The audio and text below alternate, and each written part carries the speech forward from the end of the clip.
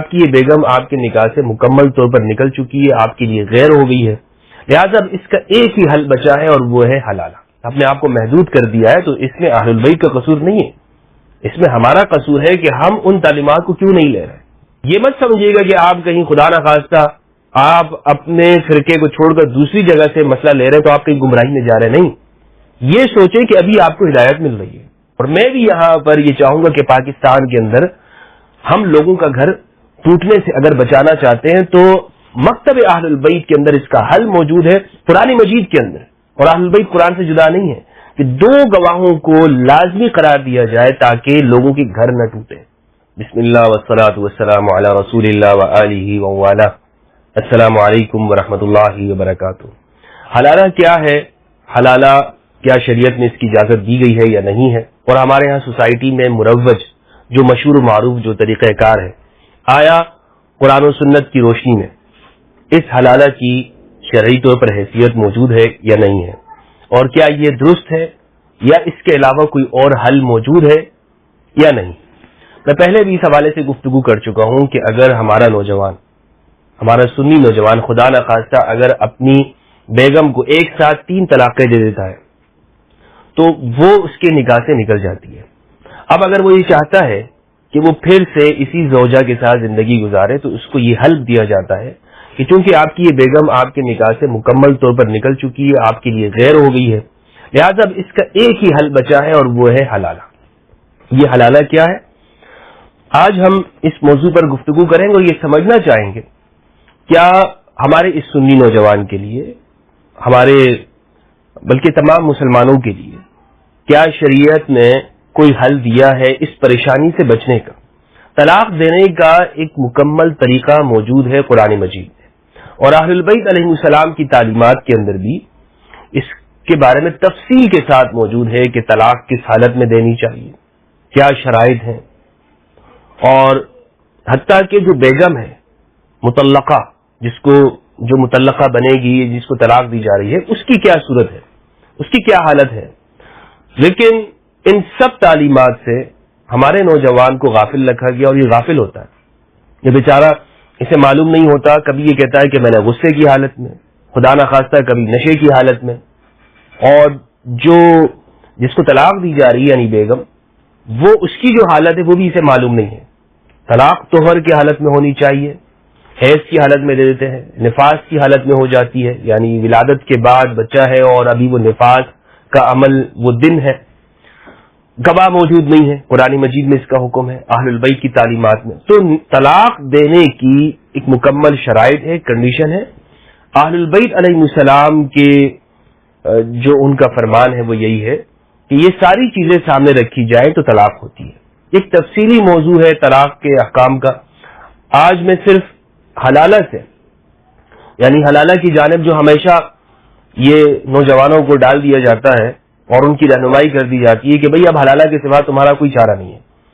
اور افسوس کے ساتھ ایسے بھی نوجوان دیکھے گئے ہیں، مجھے کئی مرتبہ بتایا گیا، اور میں اس پر بار بار اس لیے گفتگو کر رہا ہوں، پہلے بھی میں گفتگو کر چکا ہوں، کہ ایک نوجوان کو صحیح شرعی مسئلہ بتایا جائے اور اس کو پریشانی سے نکلنے کا طریقہ بتایا جائے، لیکن وہ پھر بھی اپنی اس گروہیت کی وجہ سے کہ جس مکتب کے اندر وہ پھنسا ہوا ہے، اس سے وہ اس سوچ کی وجہ سے اپنے آپ کو اس پریشانی میں ڈال کے رکھتا ہے. یعنی شروع سے اسے یہی بتایا گیا، فتویٰ یہی دیا جاتا ہے کہ جناب عالی آپ نے غصے میں طلاق دے دی، ہو گئی. آپ نے بغیر گواہوں کے طلاق دے دی، ہو گئی. آپ نے اپنی بیگم کی حالت نہیں دیکھی کہ وہ طہر میں ہے یا حیض میں ہے، کہیں اس طہر میں تو آپ نہیں دے رہے کہ جس میں مجامعت و مباشرت کر چکے ہیں.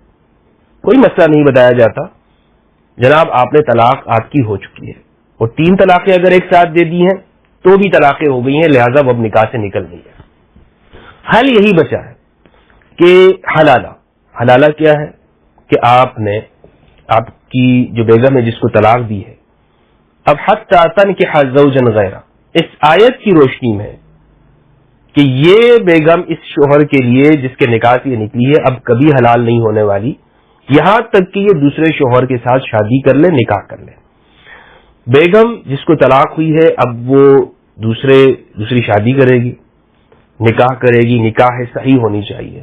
یعنی نکاح صحیح سے مراد یہ کہ جس طرح جو عام جو صحیح نکاح ہے جس میں گواہ ہوتے ہیں, مہر رکھا جاتا ہے, گواہوں کی موجودگی میں ہوتی ہے, خاتون کی اجازت کے ساتھ ہوتی ہے, اسی طرح باقاعدہ وہ نکاح کرایا جائے, شادی کرائی جائے, اور پھر اس کے بعد جو ازدواجی تعلقات ہیں باقاعدہ طور پر اس کا وہ سلسلہ بھی قائم ہونا چاہیے.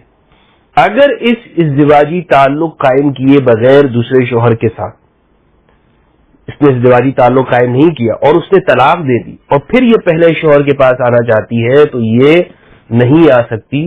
یہ اگر پہلے شوہر کے ساتھ نکاح کرے گی تو یہ زنا میں شمار ہوگا. تو حلالہ کے اندر یہ بالکل نکاح صحیح ہونا چاہیے, نکاح دائمی ہونا چاہیے, اور اس میں جو دوسرا شوہر ہے اس کے ساتھ باقاعدہ مجامعات, ازدواجی عمل اختیار کیا جاتا ہے, ہم بستری, یعنی ایک دوسرے سے لذت بھرپور طریقے سے حاصل کرنا. یہ اس عمل کے بعد وہ پہلے کے پاس آئے گی, ورنہ تو اس کو اجازت نہیں ہے. یہ حلالہ کہلاتا ہے. ہمارے ہاں اس کا حل دیا جاتا ہے اور باقاعدہ بھرپور طریقے سے, یعنی اس حل کو دینے کے بعد نکاح کرائے جاتے ہیں اور اسی شرط کے ساتھ کہ یہ جو دوسرا شوہر ہے یہ پہلے یہ اس بیگم کو نکاح کے بعد اور مجامعات کے بعد طلاق دے دے گا. یہ حلالہ کہلاتا ہے. حلالہ کوئی شرعی اصطلاح نہیں ہے, شریعت نے اس کو رواج نہیں دیا, اس لفظ کو ایجاد نہیں کیا. یہ اس آیت سے اس لفظ کو لیا گیا ہے حلالہ, اور یہ مشہور و معروف ہو گیا ہے, مروج زبانوں کے اوپر استعمال ہوتا ہے.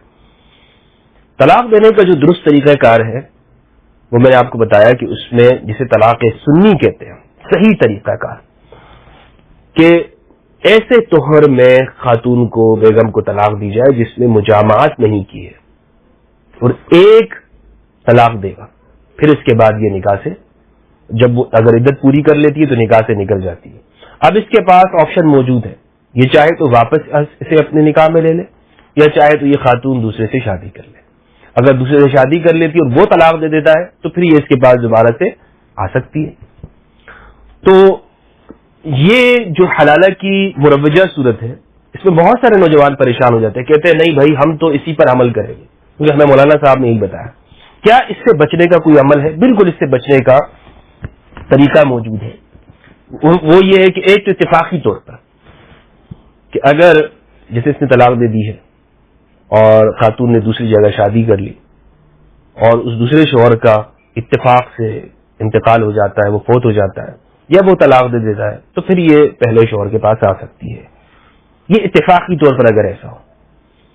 دوسری صورت یہ ہے جو 3 طلاقیں ہیں جو ہمارے ہاں جسے کاؤنٹ کیا جاتا ہے, اگر اس نے دی ہیں, اگر ایک سنی نوجوان ہے اور وہ یہ چاہتا ہے کہ وہ اپنی بیگم کے ساتھ زندگی گزارنا چاہتا ہے, بچے ہیں, وہ ان کو در بدر ٹھوکریں کھاتا ہوا نہیں دیکھ سکتا, اور اس نے جذبات میں سے مغلوب ہو کر یا صورتحال کو دیکھتے ہوئے غصے میں طلاق دے دی تھی, تو اہل البیت علیہ السلام کے مکتب کے اندر جو اہل البیت کا موقف ہے, اور اسے بعد میں ابن تیمیہ نے بھی لیا ہے اور ہمارے ہاں اہل حدیث اس پر عمل کرتے ہیں, شیعہ حضرات کے اندر بھی یہ موقف ہے, اور گواہوں کا ہونا یہ بھی طلاق کے لیے ضروری ہے. اگر 3 طلاقیں ایک ساتھ دے دی ہیں تو اہل البیت علیہ السلام کے مکتب میں یہ ہے کہ یہ 3 طلاقیں ایک شمار ہوں گی. اس کی اور شرائط بھی ہیں, وہ دیکھی جائیں گی کہ بھائی کہیں یہ شخص جنون کی حالت میں تو نہیں تھا, یعنی ایسا غصہ کہ جو سر پر بالکل انسان کو مجنون بنا دے. اس کی شرائط ہے باقاعدہ طور پر ان کتابوں کے اندر دیکھی جا سکتی ہے. مثال کے طور پر ابو زہرہ المصری رحمہ اللہ نے اہل سنت عالم دین ہیں جنہوں نے یہ کتاب لکھی ہے الامام الصادق علیہ السلام. امام ابو زہرہ یہ مصر کے تھے اور جلیل قدر علماء میں سے ہے اہل سنت کے. انہوں نے کتاب لکھی ہے الاحوال الشخصیہ. اس کے اندر یہ بات موجود ہے, یہ کہتے ہیں کہ 2 گواہوں کا ہونا یہ ایک عمدہ بات ہے کہ طلاق کے اندر 2 گواہ ہوں, 2 گواہ. اور اس حوالے سے انہوں نے بڑا بہترین جملہ لکھا ہے کہ جو میں آپ کے ساتھ شیئر کرنا چاہتا ہوں. یہ بات اس لیے میں آپ کو بتا رہا ہوں کہ کوئی یہ نہ کہے کہ بھائی یہ تو شیعہ کا موقف ہے اور ہم اہل سنت اس سے کیوں استفادہ کر سکتے ہیں. دماغ سے یہ بات نکلنی چاہیے. اہل البیت علیہ السلام سنی شیعہ سب کے ان کی تعلیمات. اب چونکہ ہم نے ایک فقہی نقطہ نگاہ سے اپنے آپ کو محدود کر دیا ہے، تو اس میں اہل البیت کا قصور نہیں ہے، اس میں ہمارا قصور ہے کہ ہم ان تعلیمات کو کیوں نہیں لے رہے کہ جو اہل البیت کی ہے۔ ہمیں چاہیے کہ ان سے استفادہ کریں، ہماری زندگی کو اور نوجوانوں کو آسانی ملنی چاہیے۔ ایک سنی حنفی نوجوان ہے، یہ نہیں کہ صرف جناب وہ اپنے ہی جو فرقہ ہے، مکتب ہے، اسی کے اندر وہ بس وہ کہے کہ نہیں میں اسی مولوی کی بات مانوں گا۔ اگر آپ کو اہل البیت کے مکتب سے ایک آسانی مل رہی ہے تو آپ اس کو حاصل کریں۔ ابھی تک یہ مت سمجھیے گا کہ آپ کہیں خدا نخواستہ آپ اپنے فرقے کو چھوڑ کر دوسری جگہ سے مسئلہ لے رہے ہیں تو آپ کہیں گمراہی میں جا رہے، نہیں، یہ سوچیں کہ ابھی آپ کو ہدایت مل رہی ہے، آپ ثقلین کے پاس جا رہے ہیں، آپ قرآن اور اہل البیت کے پاس جا رہے ہیں۔ اہل البیت علیہ السلام، خاص طور پر امام محمد الباقر، امام جعفر الصادق علیہ السلام، انہوں نے رسول اللہ صلی اللہ علیہ وآلہ وسلم کے علوم کو، امام علی کے علوم کو جمع کیا ہے، اسے دنیا کے سامنے پیش کیا، ان کے پاس اس کی کتابیں موجود تھیں، اسی سے وہ فتویٰ دیا کرتے تھے۔ تو ان کے ہاں یہ ہے کہ اگر گواہوں کی موجودگی میں نہ ہو تو طلاق نہیں ہوتی، جیسے الکافی کی یہ روایت ہے، امام صادق علیہ السلام سے فرماتے ہیں اذا طلق الرجل فی دم النفاس، کہ جب ایک آدمی نفاس کی حالت میں، یعنی جب خاتون بچہ جن لیتی ہے، اس کو نفاس کے دن کہتے ہیں جو 40 دن تک ہوتے ہیں، جتنے دن بھی جائز ہے، اس میں اگر وہ طلاق دے دیتا ہے او طلقها بعد ما يمسها فليس طلاقه اياها بطلاق، یا بعد اس کے کہ ایسے طہر میں اسے طلاق دیتا ہے کہ جس میں اس نے خاتون کے ساتھ مجامعات کی ہے، تو اس حالت میں یہ اس کے لیے طلاق نہیں ہوگی۔ عام طور پر ہمارے ہاں وہ مثلا ایسی حالت میں، کنڈیشن میں کہ بیگم کے ساتھ ہم بستری کی اور اس کے بعد جس طہر میں کی ہے اس میں طلاق دے دی ہے، اہل البیت فرماتے ہیں کہ طلاق نہیں ہوتی۔ عام طور پر اگر نوجوان اس میں طلاق دے دے تو اور 3 طلاقیں دے دے تو اسے فتویٰ لکھ دیا جاتا ہے، حتیٰ کہ ہمارے ہاں بعض وکلاء حضرات بھی جب وہ نوٹس بھجواتے ہیں تو وہ 3 طلاقوں کا بھیج دیتے ہیں۔ یہ کتنی بڑی حماقت ہے کہ اگر آپ نے چلے نوٹس بھی بھجوانا ہے تو 1 طلاق کا بھجوائے تاکہ اس کے پاس آپشن تو موجود ہو۔ گھر بچانا، اہل البیت علیہ السلام فرماتے ہیں کہ طلاق جس گھر کے اندر شادی ہوتی ہے اللہ کی رحمت ہوتی ہے، اور جہاں پر طلاق دی جاتی ہے تو یہ اللہ کو سخت ناپسندیدہ ہے، تو طلاق سے بچانا چاہیے۔ یعنی گھر ٹوٹنے سے، رشتوں کے ٹوٹنے سے ہمیں لوگوں کو بچانا ہے، نہ کہ یہ کہ ہم کہیں 3 طلاقیں ہو گئی ہیں بس ہو گئی ہے۔ کیوں؟ اس لیے کہ بھائی فلاں فتوے میں موجود ہے، فلاں عالم نے فتویٰ دیا، فلاں مفتی نے فتویٰ دیا، فلاں دارالفتہ سے یہ بات آئی ہے، ہم نے فلاں سے پوچھا ہے۔ نہیں بھائی، اہل البیت سے بھی تو پوچھ لیں، اہل البیت کیا فرماتے ہیں۔ 2 گواہوں کی موجودگی میں ہونا چاہیے۔ کتنی گواہوں کی موجودگی میں؟ اور یہ قرآن مجید کا حکم ہے۔ ابو زہرہ مصری نے علاوہ الشخصیہ میں لکھا ہے، کہتے ہیں قال فقهاء الشیعہ ان طلاق لا يقع من غیر اشہاد عدلین لقوله تعالی واشهدوا ذوی عدل منکم واقیموا الشہادۃ للہ۔ یہ کہتے ہیں کہ شیعہ کے فقہاء نے یہ مسئلہ لکھا ہے کہ بغیر 2 عادل گواہوں کی موجودگی کے طلاق واقع نہیں ہوتی۔ کون کہتے ہیں؟ ابو زہرہ مصری۔ اور پھر انہوں نے استدلال کیا ہے شیعہ فقہاء نے قرآن مجید کی اس آیت سے کہ ایسے وقت میں کہ جب طلاق دی جا رہی ہو تو 2 عادل جو تم ہی میں سے ہوں انہیں گواہ بناؤ، اور گواہی اللہ کے لیے دینا، گواہی اللہ کے لیے دینا۔ کہتے ہیں فهذا الامر بالشهادة جاء بعد ذکر انشاء الطلاق وجواز الرجعة فكان المناسب ان يكون راجعا اليه اي لقاء۔ کہتے ہیں طلاق رجعی کی بیان ہے، آگے انہوں نے لکھا ہے لأن حضور الشهود العدول لا يخلو من موعظة حسنة يزوجونها الى الزوجين۔ 2 گواہوں کی موجودگی کیوں قرار دی قرآن مجید نے؟ اس لیے تاکہ 2 گواہ وہاں پر ہوں گے، عادل ہیں، معاشرے کے بہترین فرد ہیں، سوسائٹی کے بزرگ ہیں، تو میاں بیوی کو کم از کم ان کے سامنے کوئی حیا آئے گی، یہ بزرگ ہمارے بیٹے ہیں، اپنے ہیں، رشتے دار ہیں، محلے کے بڑے ہیں، تو ان کے سامنے ہم یہ کام کرنے جا رہے ہیں، ہو سکتا ہے وہ انہیں سمجھائے۔ یعنی ایک پراپر طریقے پر یہ ایک مکمل عمل ہے طلاق دینے کا، یہ نہیں بس بند کمرے کے اندر پھر وہاں گواہ بھی موجود نہیں، یہ طلاق طلاق طلاق طلاق نہیں، ان کی موجودگی میں اسے حیا آئے گی اور ہو سکتا ہے یہ رک جائے۔ تو قرآن مجید اس بات کی اہمیت کو ظاہر کرنا چاہتا ہے کہ اگر 2 گواہ تم وہاں بناؤ گے تو تمہارا گھر ٹوٹنے سے بچ سکتا ہے۔ آپشن دے رہا ہے قرآن مجید، لوگوں کو زندگی آسان کرنا چاہ رہا ہے۔ آگے یہ کہتے ہیں وَأَنَّهُ لَوْ كَانَ لَنَا أَن نَخْتَارَ لِلْمَعْمُولِ بِهِ فِي مِصْرَ، اگر ہمارے لیے یہ آپشن ہو اور ہم اسے اپنے ملک مصر میں اختیار کرنا چاہیں کہ اس پر زندگی گزاریں، کوئی قانونی شکل ہم بنائیں لوگوں کی، لختر نہ حاضر رائے، تو ہم اس رائے کو اختیار کرنا پسند کریں گے۔ کون کہہ رہا ہے یہ بات؟ ابو زہرا مصری، اہل سنت کے جلیل القدر عالم ہے، کہ گواہوں کی موجودگی کو باقاعدہ قانون کے اندر لازمی قرار دیا جائے۔ اور میں بھی یہاں پر یہ چاہوں گا کہ پاکستان کے اندر ہم لوگوں کا گھر ٹوٹنے سے اگر بچانا چاہتے ہیں تو مکتب اہل البیت کے اندر اس کا حل موجود ہے، قرآن مجید کے اندر، اور اہل البیت قرآن سے جدا نہیں ہے، کہ دو گواہوں کو لازمی قرار دیا جائے تاکہ لوگوں کے گھر نہ ٹوٹے۔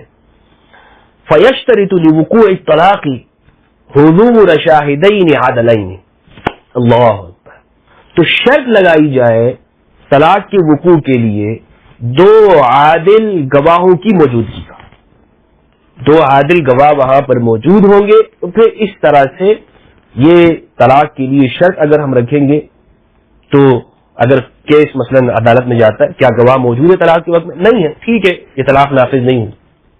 یہ کن کا مکتب ہے؟ اہل البیت کا مکتب ہے۔ کیا ہمیں یہ سب باتیں بتائی گئی؟ کیا ہمارے نوجوانوں کو اویئر کیا گیا، ایجوکیٹ کیا گیا؟ نہیں کیا جاتا ہے۔ بس ٹھیک ہے، 3 طلاقیں دے دی ہیں، لکھ دیا، جاؤ، ہو گئی، 3 طلاقیں ہو گئی، بس ختم، نکاح سے نکل گئی۔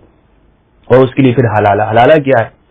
لوگ شرما شرما کے پوچھ رہے ہوتے ہیں، منہ چھپاتے ہوئے، تو حلالہ کے بجائے حل موجود ہے دین کی تعلیمات کے اندر۔ اور دوسری بات یہ ہے کہ جو میں نے حل بتایا وہ کیا ہے کہ 3 طلاقوں کو ایک شمار کیا جائے، اور اس کو اہل سنت نے بھی لیا ہے، شیعہ کے اندر موجود ہے، اہل حدیث کے اندر موجود ہے، اور انہوں نے اہل حدیث ابن تیمیہ نے اصل میں امام صادق علیہ السلام سے یہ مسئلہ لیا ہے، اور کیونکہ جو چاروں فقہا ہیں وہ کہتے ہیں 3 طلاق ہو جاتی ہے، ائمہ اہل البیت فرماتے ہیں کہ نہیں ہوتی، تو ابن تیمیہ نے یہاں پر اہل البیت کا یہ موقف اختیار کیا۔ یہ اچھی بات ہے ابن تیمیہ کی، تو ہمیں بھی اختیار کرنا چاہیے نا اہل البیت علیہ السلام کا موقف۔ تو نوجوانوں، بات یہ ہے کہ پریشان ہونے کی ضرورت نہیں ہے۔ آپ نے اگر اس طرح کی غلطی آپ سے سرزد ہو گئی ہے، یہ غلطی آپ سے ہو چکی ہے، اور مجھ سے بہت سارے نوجوان، خواتین اور حضرات یہ مسئلہ پوچھنا چاہتے ہیں اور پوچھتے بھی ہیں، میں اس پر گفتگو کر چکا ہوں، ویڈیوز بنا چکا ہوں، آپ یہی ویڈیو دیکھیں اور اپنے دوست احباب کے ساتھ شیئر کریں۔ بار بار ایک مسئلے کو لکھا نہیں جا سکتا، نہ بیان کیا جا سکتا ہے، تفصیل کے ساتھ میں گفتگو کر چکا ہوں کہ حلالہ سے بچنے کا طریقہ ہے، اور یہ اس سزا کی طرف اپنے آپ کو کیوں لے کے جاتے، کس وجہ سے، اور پھر اسی مسئلے پر قائم رہنا، نہیں ہم نے تو سن لیا ہے اور ہم اسی پہ رہیں گے، ہمارے گھر والے نہیں مان رہے۔ آپ کے گھر والوں نے اگر صحیح مسئلہ نہیں سنا ہے تو ان کو آج بتا دیجئے کہ صحیح اور درست بات یہ ہے کہ 3 طلاقیں ایک ساتھ نافذ نہیں ہوتی، اور یہی اہل البیت علیہ السلام کا مکتب ہے، اور انہوں نے قرآن مجید سے استدلال کیا کہ 2 گواہوں کی موجودگی ہونی چاہیے طلاق کے وقت میں۔ کتنے گواہوں کی؟ 2 گواہوں کی موجودگی۔